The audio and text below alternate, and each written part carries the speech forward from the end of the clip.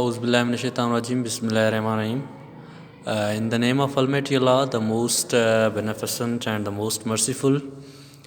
All my dear students, Assalamu alaikum and a very good morning to all of you.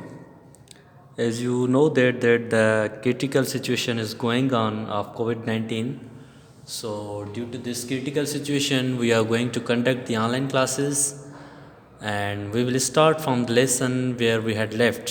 हम वहाँ से start करेंगे जहाँ पे हमने छोड़ा था. So we have completely means completed the lessons of unit 3 and we are going to start unit 4. हम unit 4 start करेंगे. That's all about the recipes, that's all about the cooking processes, and in this lesson the very simple present grammatical structures of present simples are given.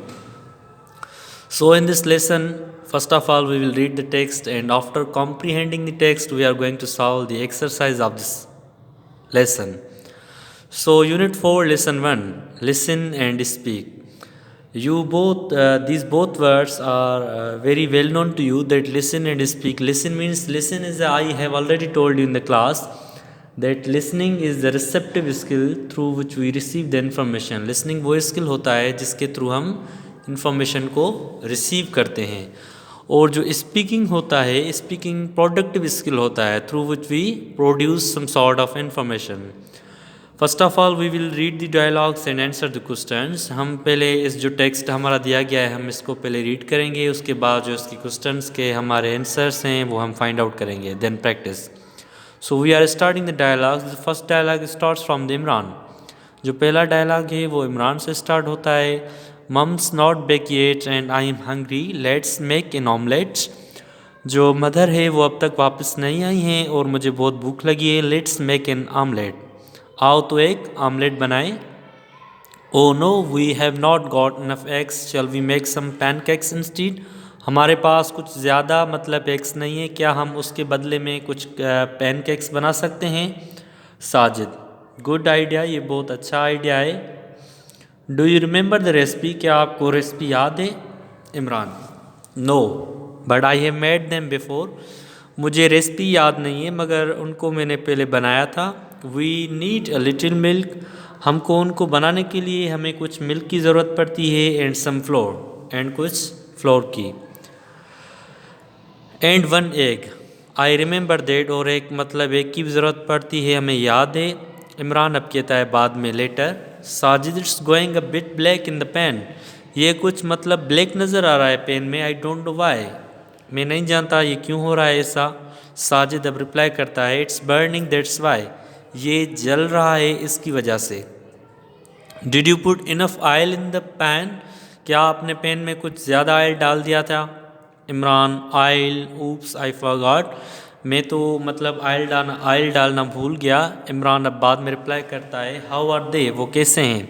Sajid replies, they are quite thick and quite heavy. वो मतलब जो quite thick and quite heavy दिख रहे हैं.